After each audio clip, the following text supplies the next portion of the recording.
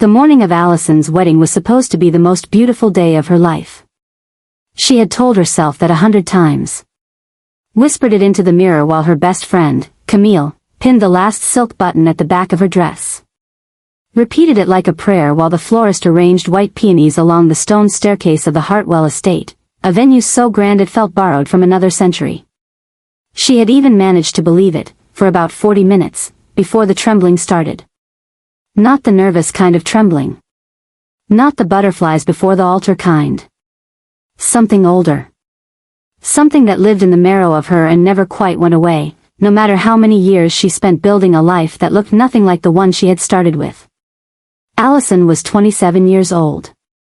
She was an architect. She owned a small apartment in the West Side with a kitchen she had designed herself and bookshelves that went all the way to the ceiling. She had a fiancé named Derek who was kind and steady and laughed at the right moments. She had a life. A real one. One she had constructed from nothing, brick by careful brick, because she had been told from the age of 6 that she was alone in this world, and she had decided, somewhere along the way, that alone didn't have to mean empty. She had been raised in the foster care system. 3 families in 8 years before she aged out at 18. No siblings. No aunts or uncles anyone had ever bothered to find. A mother listed as deceased on a document she had requested at 21 and stared at for 3 days without crying. A father listed simply as unknown. Unknown. That word had followed her like a shadow her entire life. She had learned to outrun it. So when Camille handed her the bouquet and called her stunning and the wedding coordinator knocked on the door to say that the guests were seated and the string quartet had begun, Allison straightened her spine, lifted her chin, and walked toward the door like a woman who had never once doubted where she belonged. She almost made it. The sound came from outside first. Low. Mechanical. The kind of deep, rolling vibration that doesn't fit into the acoustic landscape of a garden wedding on a Saturday morning in May. Camille frowned and moved toward the window. The wedding coordinator pressed a finger to her earpiece and her expression shifted in a way that sent a cold wire of unease straight through Allison's chest. "There are cars," Camille said slowly. "A lot of cars." Allison crossed the room and looked. There were 7 of them. Black. Long. The kind with tinted windows that didn't apologize for themselves. They came up the private drive of the Hartwell estate in a formation that was quiet and deliberate and absolutely without invitation, and they stopped in a line along the gravel with the kind of coordinated precision that had nothing to do with GPS and everything to do with practice. The drivers got out first. Then the others, men in dark suits with the kind of stillness that isn't calm, it's control. They didn't rush. They didn't speak loudly. They simply arranged themselves at the bottom of the stone steps as if they had done this 1,000 times and as if whatever came next had already been decided. And then the last door opened. He stepped out slowly, unhurried, the way very powerful men move when they've stopped needing to prove anything. Tall. Dark coat. Hair black as ink, silver threading through the sides. A face that had been structured by something, genetics, discipline, hardship, maybe all 3. Into something that stopped you whether you wanted to be stopped or not. He stood at the bottom of the stone stairs and he looked up at the estate, and something in his expression was not cold exactly, but it was not warm either. It was something that existed before either of those things. Something older than emotion. His name was Gregori Malenkov. And standing at the window of her bridal suite, in her white dress, with peonies in her hands and a wedding waiting 60 feet away, Allison had absolutely no idea who he was. But somehow, in a place she couldn't name and couldn't explain, her body did. The trembling got worse.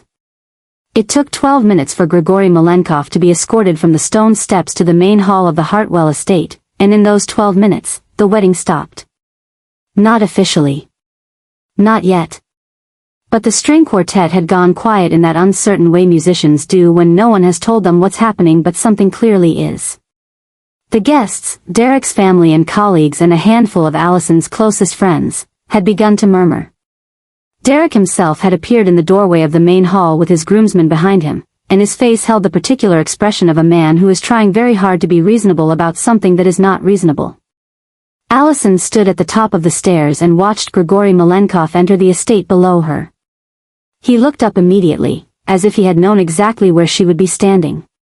His eyes were pale gray, almost colorless in the light of the entrance hall, and when they found her face, something moved through them that wasn't surprise. It was recognition. Deep and old and complicated in a way she didn't have the language for yet. "Allison," he said. His accent was thick and careful, the kind built on a foundation of Russian and worn smooth only at the edges by years of English. He said her name like he had said it before, privately, in rooms she had never been in. "You have me at a disadvantage," she said, and her voice came out steadier than she felt. "You know my name and I don't know yours." "Gregori Malenkov." He paused. "Your father sent me." The word fell into the room like something heavy dropped from a height. Allison didn't move. Didn't breathe. Around her she was aware of Camille appearing at her shoulder and Derek taking a step forward from across the hall and the wedding coordinator pressing her earpiece again with the expression of a woman who was absolutely not paid enough for this. "My father," Allison said, "is unknown." "Your father," Gregori said quietly, "is Dmitri Volkov. And he is dying. And he has been looking for you for 21 years. They gave her a room. Not because Gregori asked for it exactly, but because the estate manager, a thin nervous man named Harold, seemed to understand instinctively that when a man arrives with 7 black cars and doesn't raise his voice and still makes the air feel different, you give him whatever he wants without making it a negotiation. Allison sat in a high-backed chair near the window. Gregori sat across from her. His men stayed outside the door. Derek had been told, gently, firmly, by Allison herself, to give her 15 minutes. He had not looked happy about it. She couldn't blame him. "Tell me," she said. "All of it." Gregori studied her for a moment before he spoke. She had the feeling he was deciding not what to say but how much, measuring her in some way that wasn't unkind but was definitely deliberate. "Dmitri Volkov is the head of the Volkov Bratva," he said. "He has led it for 35 years. He is 62 years old and his heart is failing." He paused. "You are his daughter by a woman named Serena Okafor. She was a journalist. She came to Moscow in 1996. They were together for 2 years. When she became pregnant, she left." Allison's jaw tightened. She left. She was afraid. Not of Dmitri. He did not know she was pregnant when she went. She left because she understood what kind of world he lived in. She wanted something different for her child. He met her eyes. "For you." She told the foster system she had no family. She told them that before she died, yes. She was protecting you. She did not want you traced back to him. Allison looked at the window. Outside, in the garden, the white peonies were still arranged along the staircase. The guests were still sitting in rows of gilded chairs. The string quartet had started playing again, tentatively, something gentle and inappropriate. "He's been looking for me for 21 years, she said. He hired people. Lost the trail several times. The name on your records had been changed when you were placed. He found you 3 months ago. 3 months.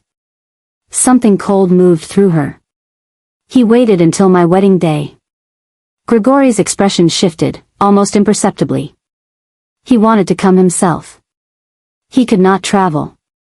"He sent me because," he paused. "Because this was urgent. He does not have much time. And because he wanted you to know before you made a permanent decision without knowing the full truth of who you are." Allison turned back to him. She looked at his face, the pale gray eyes, the stillness, the way he held himself like a man who had learned to carry heavy things without showing the weight. She had been reading people her entire life because it was a survival skill she had developed early, and what she read in him was not manipulation. It was something more uncomfortable than that. He was telling the truth. "Why you?" she asked. "Why did he send you specifically?" Something moved in those gray eyes. "Because Dmitri Volkov trusts very few people," he said.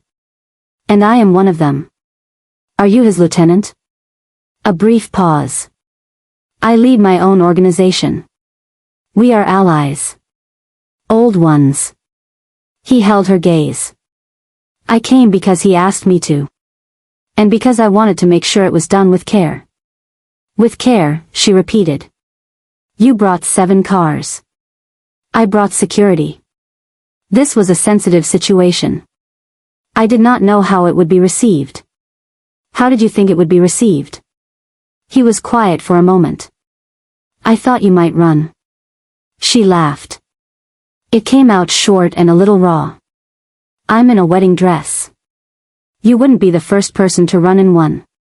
Derek was in the hallway when she came out. His hands were in the pockets of his suit and he had the look of a man who had been working very hard at being calm and was running low on reserves.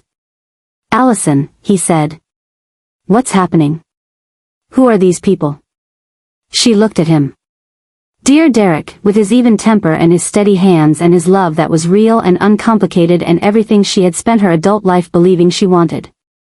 I need more time, she said. I need an hour. Maybe more. I'm so sorry. Who is he?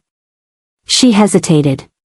He's connected to someone who claims to be my family. Derek's face did something complicated. Your family. I know. You told me you didn't have family. I thought I didn't. She put her hand on his arm. I'm not asking you to understand right now. I'm asking you to trust me for 1 hour.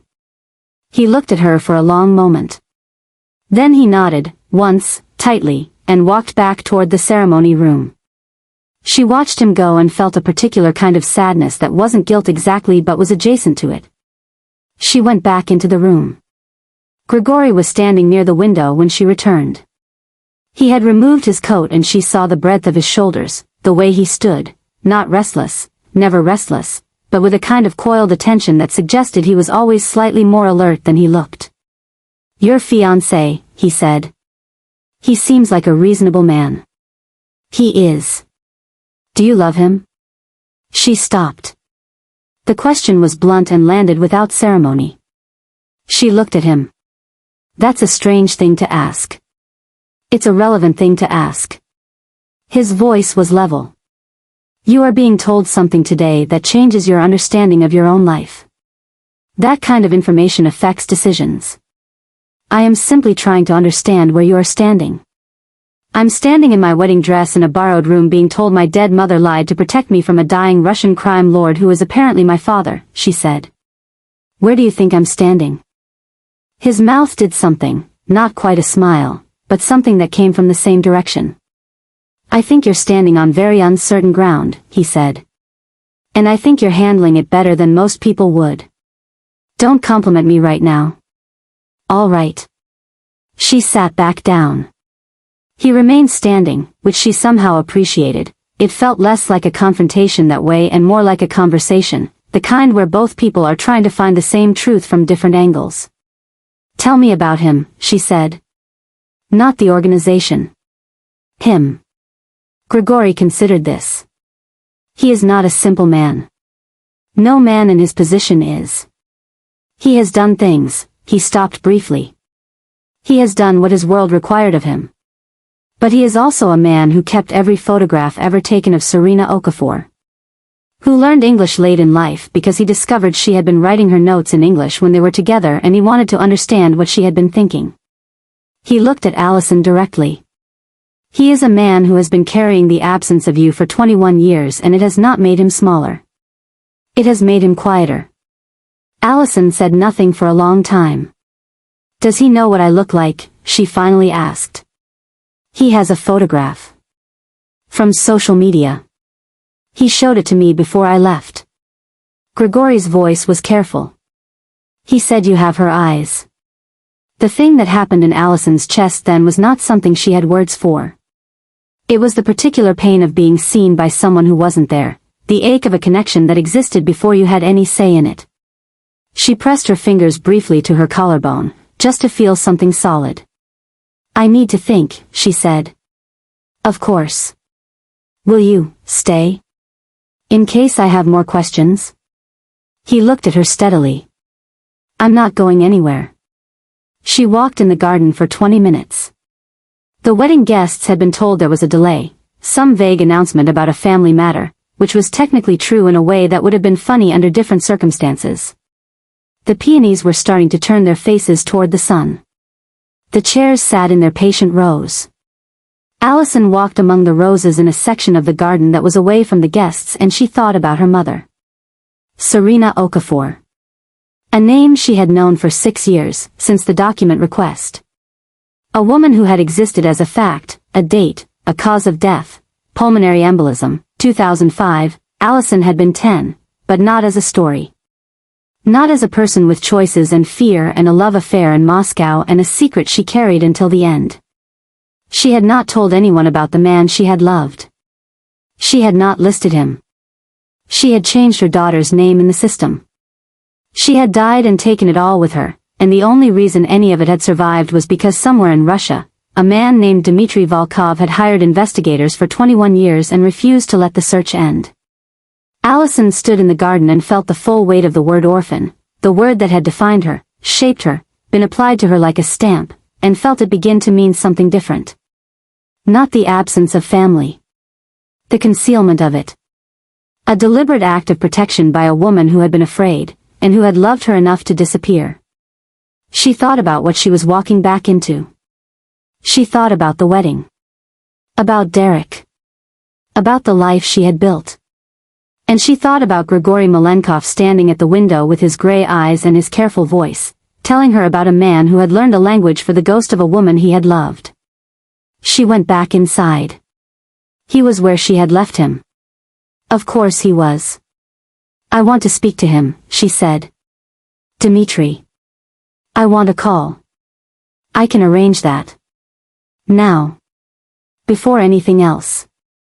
He pulled out his phone without hesitation and stepped slightly away from her to make the call.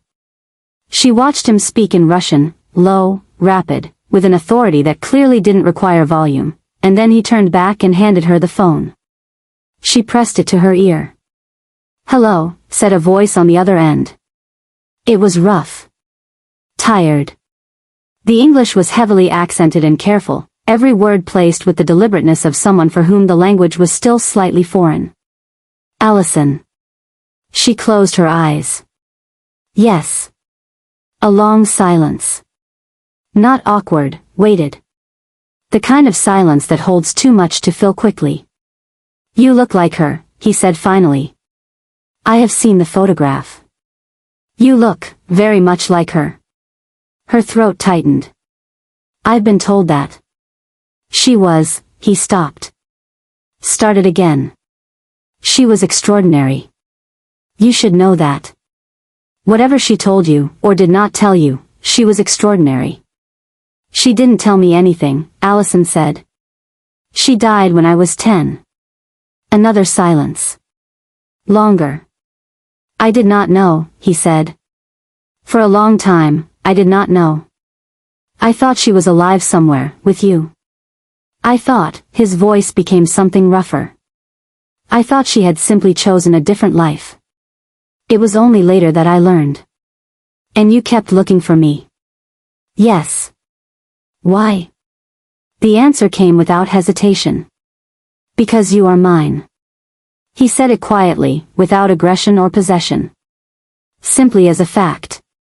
The way you state something that has always been true. You are my daughter. The only one I have. And a man does not stop looking for what is his. Allison stood in the middle of a borrowed room in her wedding dress and pressed the phone hard against her ear and did not let herself cry. She was very good at not crying. She had been practicing since she was 6. I can't come today, she said. I can't, there are things I have to deal with here. But I will come. If you can give me time. You come when you are ready, he said. I am not going anywhere quickly. A pause. Something that might have been a dry laugh. Though perhaps more quickly than I would like. Don't say that. It is the truth. I have made peace with it. What I have not made peace with is, he stopped again. Started more slowly. What I have not made peace with is never having sat at a table with you. Never having known if you like coffee or tea. If you are afraid of anything. If you are happy. A breath. I want to know those things, Allison. Before the end. She pressed 2 fingers to the corner of her eye. Held them there. Tea, she said finally. I like tea. I'm afraid of nothing. A pause. I'm not entirely happy. But I'm working on it. Silence. Then, very quietly, you sound like her. She handed the phone back to Gregori without being able to speak. He took it from her gently and ended the call and said nothing, which she understood was a kind of grace. She told Derek at 4 o'clock. Not all of it. Not the full complexity of what the Volkov name meant. But enough. She told him her father was alive. That he was ill. That she had just learned the truth of her own history an hour before their wedding and she needed time to understand what that meant before she could stand at an altar and make permanent promises about a future she suddenly wasn't sure she understood. Derek listened. He was good at listening. It was one of the things she had always valued about him. I love you, he said when she was done. I know you do. This doesn't have to change anything. She looked at him. Derek. I'm just saying. It changes everything.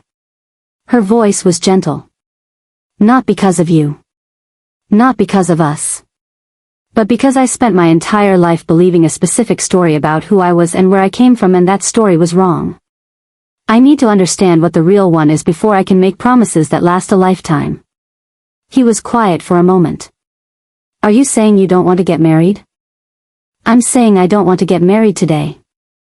I'm saying I need time. She took his hand. I am not running away from you. I am running towards something I've needed my whole life. Those are different directions even when they look the same. He looked at their joined hands. He was not a man who cried easily, but something around his eyes shifted. How long? He asked. I don't know. He nodded slowly. All right, he said. And then, he's not, the man who came, he's not. No, she said. No. It's not like that. And it wasn't. It absolutely was not. She was certain of that. Mostly certain. She filed the uncertainty away and didn't look at it. The guests were told. The venue was thanked and reassured, and the peonies were quietly dismantled. Camille hugged Allison for a long time without saying anything, which was the most useful thing anyone did all day. Gregori's men had remained at the perimeter of the estate with the quiet competence of people who did not find waiting difficult. When Allison emerged from the main doors at 5:30, still in her dress because she hadn't had a quiet moment to change, Gregori was standing at the foot of the steps. He looked at her. The late afternoon light was slanted and golden, and it caught the silver in his hair and the angular planes of his face, and she was aware, against her better judgment, against all reason, that he was devastating in the particular way of things you aren't supposed to want. She pushed that awareness firmly aside. It's done, she said. For today. Are you all right? I will be. She looked at the cars. I'd like to go home. I need my own space. She paused. But I will come to Moscow. I want you to tell him that. I'll arrange travel for next week if. I'll be with him, Gregori said. When you arrive. For the visit. He paused. Dmitri asked me to facilitate the introduction. To be there. She looked at him. Is that the only reason? A pause that lasted precisely 1 beat too long. It's the primary one, he said. She chose not to press that. She was too tired and too overturned, and her dress was beginning to feel like something she had borrowed from a life that belonged to someone else. All right, she said. Next week. She started toward the car that Camille had arranged, and then she stopped without entirely meaning to and turned back. The photograph, she said. The one he has of me. Do you know which one it is? Gregori looked at her. It was taken at a design conference 2 years ago. You were speaking at a panel. You were wearing a blue dress. He held her gaze. You were laughing at something someone off camera had said. She absorbed that. He carries it with him, Gregori added quietly. In his jacket pocket.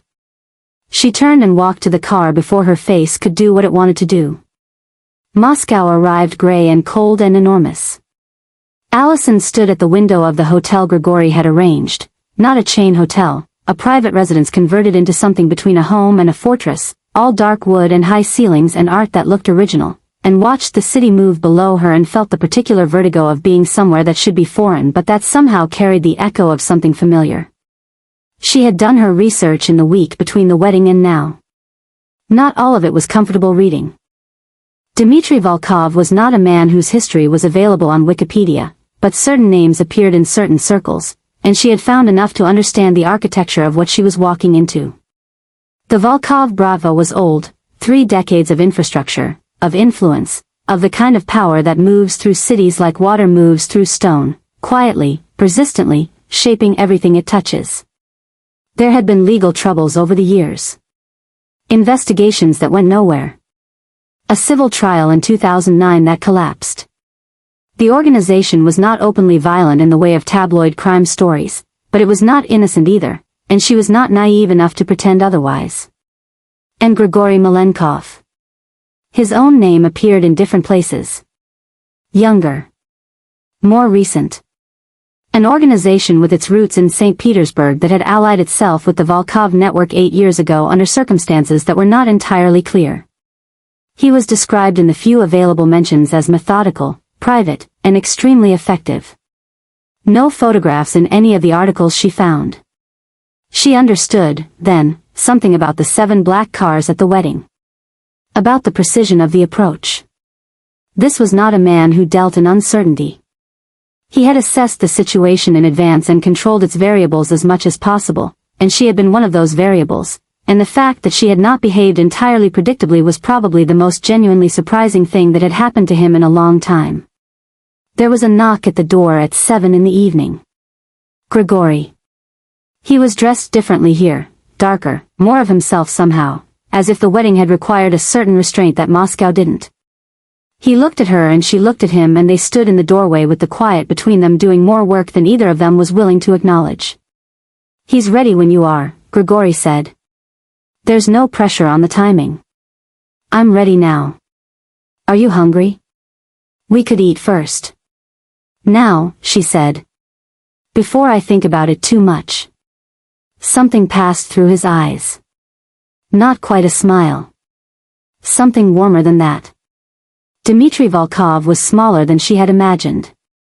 She had built him in her mind as something almost architectural, large, imposing, the physical manifestation of what his name had suggested. But the man sitting in the high-backed chair near the fireplace in the residence's main room was simply a man getting old. He was thin in the way of illness. His skin had the gray undertone of someone whose heart is working harder than it should. His eyes, when they found her face, were dark and sharp and filled with something that took her a full 5 seconds to identify because she had so little frame of reference for it. Relief. He looked at her with the relief of a man who has spent 21 years waiting to confirm that something survived. Allison, he said. She crossed the room. She sat in the chair nearest to him because standing felt wrong, too formal, too guarded, too much like a meeting and not enough like whatever this was. You really do have her eyes, he said. So I'm told. Her voice was careful but not cold. I have very few memories of her. She died when I was 10. His jaw tightened. I know. I am sorry. You didn't know her then. I knew her once very well. He looked at his hands briefly, then back at her. She was brave. She was stubborn. She argued with everyone about everything and she was usually right, which made her very difficult to be around and completely impossible to forget. His voice was rougher now. I see those things in your face. Even from the photograph. The way you hold yourself. Allison said nothing for a moment. Then, she was protecting me. By not telling anyone about you. I've had a week to be angry about it and I've Arrived somewhere that isn't anger anymore. Where have you arrived? Understanding. I think. She met his eyes. She knew what kind of world you lived in. She didn't want that for me. She made the choice she thought was right. A pause. It was a very lonely choice. Dmitri Volkov, who was apparently not a man who showed emotion easily, looked at her with something raw moving through his expression for just a moment before he controlled it. It was, he agreed. Quietly. They talked for 2 hours. Not about the organization. Not about any of the complicated architecture of what his life had been. They talked about Serena, stories he had, fragments she had, a shared project of assembling a person from pieces. He described her laugh. She told him about a particular photograph she had found as a teenager in a box of her mother's things, a photograph she still had, of a woman standing on what appeared to be a bridge in winter laughing at the camera. He went very still when she described it. The Bolshoi Moskvoretsky Bridge, he said. I took that photograph. January 1997. She had just argued with a taxi driver for 10 minutes about the fare and won. Allison looked at him for a long moment. Then she took out her phone and found the image she had photographed years ago from the original. She had always kept it on her phone, this unknown bridge in an unknown city, and she turned the screen toward him. He looked at it. He didn't say anything for a very long time. He just looked. She stayed 3 days. On the second evening, Gregori took her to dinner. Not a gesture freighted with significance, at least, that was what she told herself, but a practical thing, because Dmitri was resting and she was restless, and Gregori appeared in the doorway of the sitting room with his coat already on and said, simply, "Are you hungry?" And she was, so she went. The restaurant was small. Candles. Dark booths. The kind of place where no one looked at anyone else because everyone understood the value of privacy. They ate. They talked. And for the first time in several days, they talked about nothing urgent, about architecture, because he asked about her work with a specific interest that wasn't conversational filler. About cities. About what it means to design something that has to outlast the person who made it. He was unexpectedly engaged on the topic, and she found herself leaning forward in a way she didn't notice until she noticed. "You've thought about this," she said. "I've built things," he said simply. "Not buildings. But, structures. Organizations. The same questions apply." He looked at her across the candlelight. "What makes something stand? What makes it worth standing? Is what you've built worth standing?" she asked. He held her gaze. "Some of it," he said. "Not all of it. I've made choices I wouldn't make now. But you'd make others." "Yes." He didn't look away. "I would make others." The honesty of it was more disarming than a more polished answer would have been. She had half expected deflection, the elegant sidestepping of a man practiced at managing what he revealed. Instead he gave her the clean version of the truth and let her do what she wanted with it. She found, somewhere over the second glass of wine, that she trusted him. Not blindly. Not without reservation. But in the specific way you trust a person who has been consistently honest with you even when honesty was not the easier option. "Can I ask you something?" she said. "Yes." "Why did you agree to come to the wedding?" "You said Dmitri asked you. But you didn't have to say yes." She watched him. "You could have sent someone." A long pause. He looked at his glass. "Dmitri described you to me," he said finally. "When he found you. He showed me the photograph, the conference photograph, and he described what he knew of your life. That you had been in foster care. That you had built everything yourself. That you were," he paused. "He was proud of you. In the way of someone who has no right to claim pride but feels it anyway." He looked up. "I wanted to be the one to find you. I wanted to make sure it was done carefully. Because some things deserve to be done carefully." The silence that followed was the kind that changes the shape of the room it lives in. "Gregori," she said, and his name in her mouth was, she noted, from a cautious distance, a very comfortable thing. Don't, he said. Don't what? Don't say whatever you're about to say that requires us to both pretend we didn't just have the conversation that we just had. His voice was level. Not cold. Level in the way of someone who is being precise about something important. I know the situation is complicated. I know you are technically still engaged.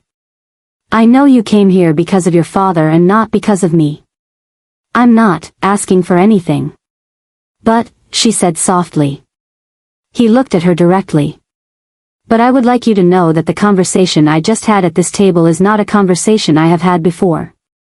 Not like this. Not with, he stopped briefly. Not with someone who looks at me the way you do. How do I look at you? A pause. Like I'm a person, he said. Not a position. On the morning of the third day, Dmitri asked to speak with her alone. He was in better color than when she had arrived, slightly, enough to notice. He was sitting near the window this time rather than the fireplace, in the thin Moscow morning light, and he looked at her as she sat down with an expression that was gathering itself towards something. There are things you should know, he said. About what it will mean, if you choose to continue this connection. Tell me. My world is complicated. He said it without euphemism. Not for me, I have chosen it. But for anyone adjacent to it, there are costs. Attention. Precaution. Certain limitations on ordinary life. He held her gaze. I am not asking you to be part of it. I am asking only to be your father. But I want you to know what you are choosing, with full information. Not with the beautiful version. I've already read about you, she said. His expression didn't shift. Then you know. I know some things. And? She was quiet for a moment. I know that my mother loved you once. I know you loved her. I know you have spent 21 years trying to find me. She looked at him evenly. I know what you are. I also know who you are. And I've decided they aren't the same thing. He looked at her for a long time. She was right about you, he said finally. What do you mean? In her notes. The ones Gregori mentioned. He reached into the pocket of his jacket, the same pocket where Gregori had said he kept her photograph, and took out a small, folded piece of paper. He held it a moment before holding it out. From 1998. The last time I saw her. I didn't understand the English then. I had it translated years later. She took the paper. Unfolded it. It was a short note. Handwritten in faded ink on a piece of paper that had clearly been folded and unfolded many times over many years. The handwriting was small and precise and it said, I think if she turns out anything like the person I'm afraid she'll have to become to survive, she'll look at the hard things and decide they don't get to define her. She's going to be stubborn and brave and impossible, and I hope that whoever finds her, whenever they find her, understands that. Allison read it twice. Then she folded it back along its existing lines and held it in both hands in her lap. Keep it, Dmitri said. It was written for you. She left Moscow on a gray Tuesday morning. Gregori walked her to the car. They stood on the step outside the residence in the cold morning air, and she was aware of the distance between them, approximately 3 feet, the particular 3 feet that sits between what is and what could be, and the way neither of them moved to change it. I'll come back, she said. For him. I want to have more time with him. He knows that. Tell him anyway. I will. A pause. Will you call? When you land? She looked at him. Is that a professional request or a personal one? His mouth did the thing that wasn't quite a smile. Personal. She thought about Derek. About the conversation they still had to have fully, the one they had started at the wedding and hadn't finished. About the life she had built and the life that had just appeared, and the very complicated business of figuring out how the two things existed in the same world. She thought about a man who had sat across from her at a candlelit table and said, you look at me like I'm a person and not a position, and had offered it without armor, without strategy, simply as an honest thing. I'll call, she said. She got in the car. She watched him in the rearview mirror as the car pulled away, standing on the step in the gray morning light, hands loose at his sides, watching her go with the same contained patience he brought to everything, the patience of a man who has learned that certain things cannot be rushed and has decided to trust them anyway. She called Derek the same night. They talked for a long time. Honestly. With the particular tenderness of two people who love each other and are also, finally, being real with each other about whether love is always the same thing as the right thing. Derek was not a man who operated in denial. When she finished telling him everything, her father, the organization, the 3 days in Moscow, all of it, he was quiet for a long moment and then he said, carefully, "Is it just him? Your father? Is that why you need time?" She was honest. She said, "There's someone else. I don't know what it is yet. But I think you deserve to know it exists." Another silence. "The man from the wedding," he said. "Yes." Derek exhaled. It wasn't a dramatic sound. It was just the sound of a man releasing something he had probably been holding for a week. "You've never looked at me the way I imagine you look at him," he said. It wasn't an accusation. It was a fact, stated with the quiet dignity of someone who deserves better than half a thing and knows it. "I've loved you hoping you'd get there. But you don't always get there." Derek. "No, it's all right, Allison. Really." His voice was rough but steady. "I want you to be happy. That's not something I'm just saying. I genuinely want that for you. A beat. Even if it's complicated. Even if it's a lot. It's very complicated. Yeah." A short exhale. "Sounds like it." They said goodbye with care. The engagement ended not with a fight but with the particular sadness of two people who treated each other well and still didn't work, which is its own kind of heartbreak and perhaps the most honest one. 3 weeks later, she was back in Moscow. This time without a dress. Without a convoy to surprise her. She came on a direct flight and took a taxi to the residence and rang the bell and was let in by the same housekeeper who had watched her the first time with the particular reserve of someone deciding whether to approve of a newcomer. Dmitri was better. Slightly.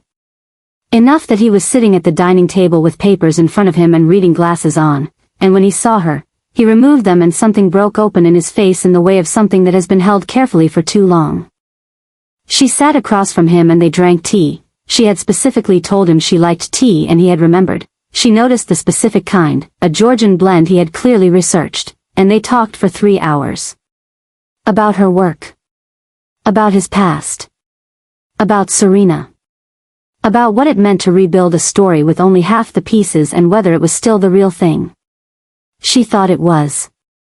She told him so. He was quiet for a long time after that, and then he said, "I want you to meet someone. When the time is right." He looked at her carefully. "There is a woman, not a romantic matter, I am past that kind of ambition, but there is a woman who was close to your mother in Moscow. Who knew her. Who has things she never shared because she did not know how to reach you." Allison's breath shortened slightly. She knew her. They were friends. For the 2 years your mother was here. He met her eyes. She has letters. The word landed like light through a window, unexpected and warm and slightly blinding. "Yes," Allison said. "I want to meet her." "Absolutely." Gregori appeared that evening. He knocked. She was in the garden at the back of the residence, a small, winter-bare thing, more structured than wild, with iron benches and bare-branched trees, and she heard the door and turned and he was standing there with his coat on and his hands in his pockets and he looked at her across the dead garden with the gray sky behind him and she thought, there it is. That thing I've been not thinking about for 3 weeks. "You came back," he said. "I said I would. People say things. I do what I say." He walked toward her slowly.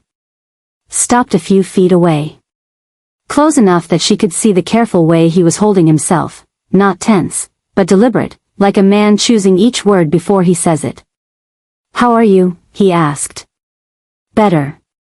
She looked at him. The engagement is over. Something moved through his expression. He didn't rush it. I'm sorry, he said. That's a real loss. It is, she agreed. He was a good man. It was the right thing. A silence. And you, she said. Unchanged, he said. Which is unusual. He held her gaze. I am generally very good at being unchanged. She looked at him, really looked, the way you look when you're done pretending you aren't, and she said, What are we doing, Gregori? I think, he said carefully, we are standing in a dead garden in Moscow in late autumn figuring out if we're brave enough to say an honest thing. And are we? A pause. The wind moved through the bare branches. Somewhere in the city, a clock struck the hour. I would like to know you, he said. All the ordinary things. Tea or coffee. What you're afraid of, and I don't believe you're afraid of nothing. What you look like when you're working. What you think about when you go quiet. He held her gaze without flinching. I would like to be in the same room with you when nothing is complicated. I don't know if that's possible, given everything. But I would like to try. Allison looked at him. She thought about the word orphan. The word she had carried since she was 6, the word that had meant alone, unknown, no ground beneath you.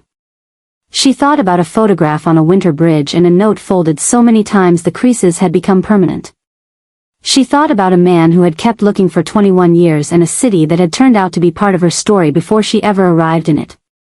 She thought about what it means to come from somewhere. To find out, at 27, that the story you told yourself about being alone was only ever partly true. That you had been loved from a distance you couldn't see across, by people you hadn't known existed, and that none of it was gone. It had just been waiting. I'm afraid of being unknown, she said quietly. That's what I'm afraid of. Being a person no one has the full story of. He looked at her. Then tell me the full story, he said. All of it. I have time. She almost laughed. You're a very busy man. Not for this. She looked at him for a long moment. At his gray eyes and the stillness he carried and the particular way he had of being present, completely present, no part of him somewhere else, and she felt something settle in her chest that had never quite settled before. Not peace exactly. Something more alive than peace. The feeling of being precisely where you're supposed to be and knowing it, which is rarer and stranger and more valuable than any kind of happiness. All right, she said. He didn't move closer. He didn't need to. Something passed between them that was quieter and more permanent than a gesture. Tea, she said. I definitely like tea. I'm afraid of being invisible. I work best in the early morning before the city gets loud.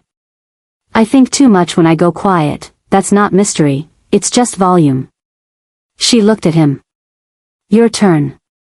Something softened in his face in a way she suspected very few people ever got to see. Coffee, he said. Strong. I was afraid of failure for a long time until I failed at something significant enough that the fear became irrelevant. I work in the middle of the night when everyone else is done. He paused. I have been alone, deliberately, for a long time. I am beginning to think that was less wisdom and more avoidance. She looked at him. He looked at her. The dead garden was cold and beautiful and very quiet. Shall we go in? She said. It's freezing. Yes, he said. And then, simply, without drama, I'm glad you came back. I told you I would. He held the door open for her. She walked through it. Dmitri Volkov died in the first week of December. Not suddenly. Not in crisis. In the way of someone who has made arrangements and said the things he needed to say and decided that peacefully was the only acceptable option. Allison was there. She had moved her schedule around entirely to be there, had told her firm she needed personal leave, had rearranged projects, had come back to Moscow a week before because Gregori had called her at 11 at night with a carefully controlled voice and said, "It's soon," and she had booked the first available flight.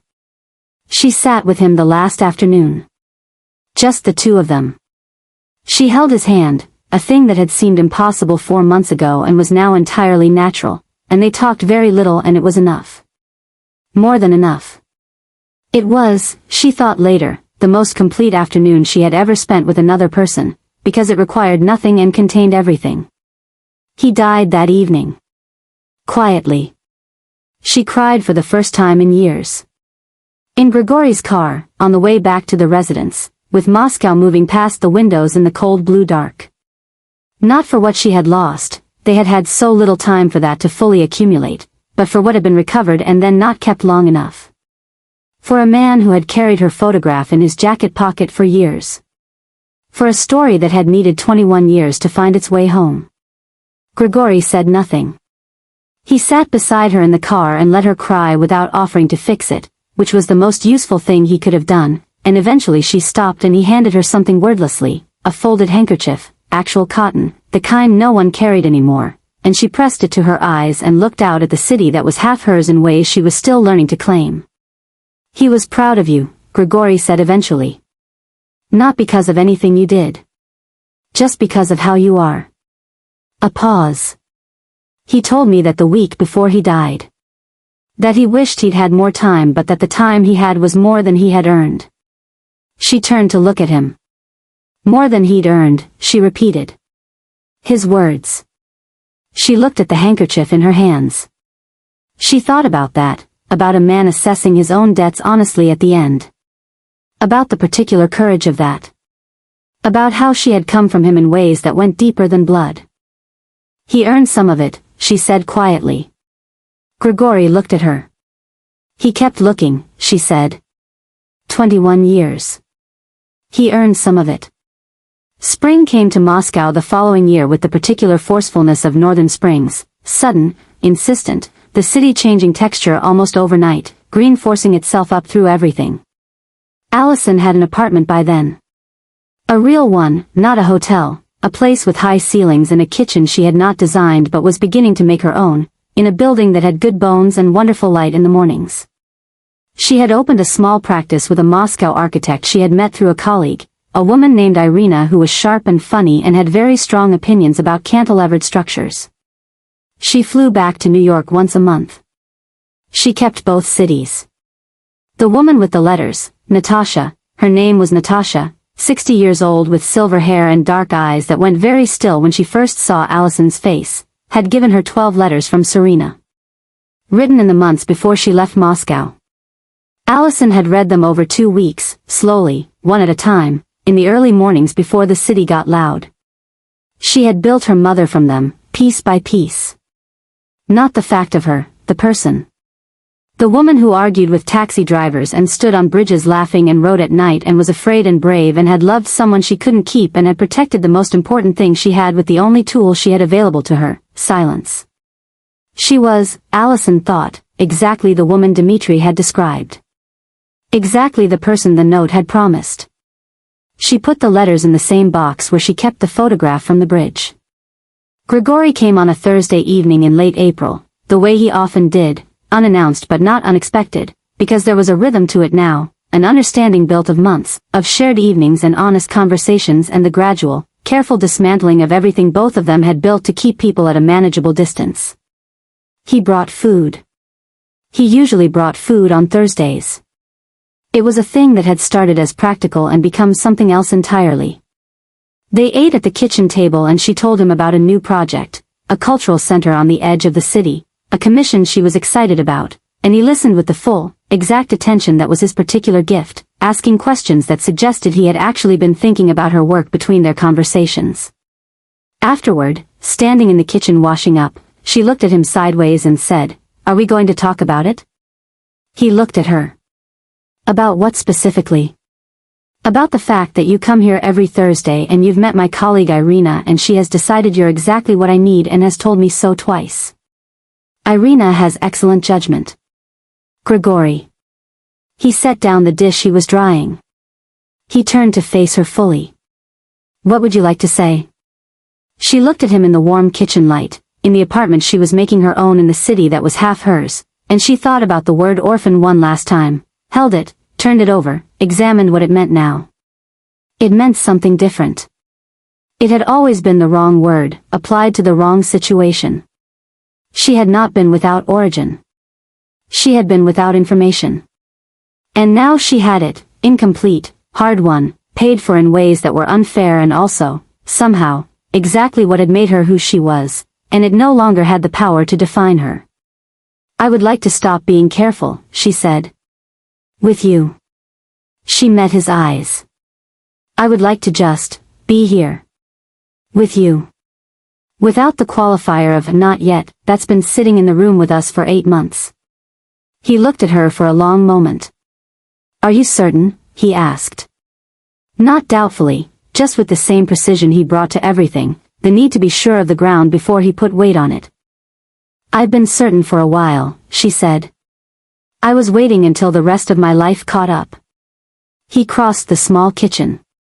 He stood close, the first time he had been this close voluntarily, without the excuse of proximity or necessity, and he looked at her with something completely unguarded in his face, something she had watched emerge slowly over 8 months of evenings and honesty and the particular vulnerability of two people deciding to trust.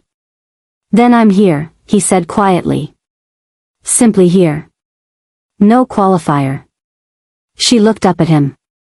Good, she said. He took her hand. That was all.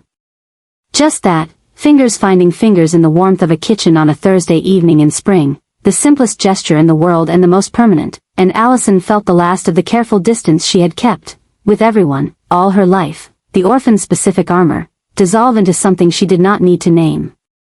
She knew what it was. She had always, in some wordless place, known. They thought she was an orphan. That was the story. The one on the documents and in the records and in her own understanding of herself for 21 years. The story of a woman who had come from nowhere, who had no people, who had built herself from nothing because nothing was what she had been given. But the convoy had pulled up to the wedding. And the story turned out to be different. Not easier, different. Fuller. Stranger and more painful and ultimately more true. She had come from a love story that crossed languages and borders and fear. She had been protected by silence and found by stubbornness and delivered by a man with gray eyes who had come because he wanted to make sure it was done with care. She had a father she had known for 4 months and mourned for a lifetime of days to come. She had letters from a mother who had loved her before she existed. She had a city in 2 countries and a kitchen with good morning light and a man who brought food on Thursdays and listened to her with his full exact attention. She was not an orphan. She had never been.